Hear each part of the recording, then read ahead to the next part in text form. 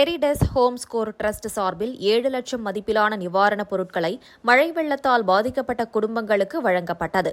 திருவண்ணாமலை அருகே உள்ள அத்தியந்தல் பகுதியில் இலங்கை அகதிகள் முகாம் அருகில் உள்ள ஏரி தண்ணீரால் பாதிக்கப்பட்ட இலங்கை அகதிகள் 75 குடும்பங்களுக்கு துணிகள் மற்றும் குழந்தைகளுக்கு தேவையான பெட்டகங்களை டெரிடஸ் ஹோம் ஸ்கோர் டிரஸ்ட் நிறுவனர் டாக்டர் செழியன் ராமு வழங்கினார்.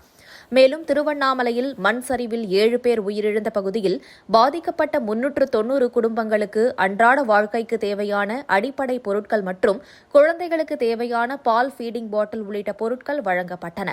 திருக்கோவிலூர் அருகில் உள்ள சாத்தனூர் அணை வெள்ளத்தால் பாதிக்கப்பட்ட அரக்கண்டநல்லூர் பகுதியில் 120 குடும்பங்களுக்கு அன்றாட வாழ்க்கைக்கு தேவையான அடிப்படை பொருட்கள் மற்றும் குழந்தைகளுக்கு தேவையான பொருட்களும் வழங்கப்பட்டது. ஜவாது மலைப்பகுதியில் பெருமழையால் பாதிக்கப்பட்ட 65 குடும்பங்களுக்கு நிவாரணப் பொருட்கள் வழங்கப்பட்டன.